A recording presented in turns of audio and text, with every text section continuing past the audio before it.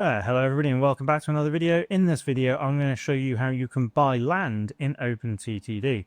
So you can see here that I'm currently servicing the city of Bringthingpool with both an airport and a goods line, and I basically want to buy this land around the station in case I need further tracks later on.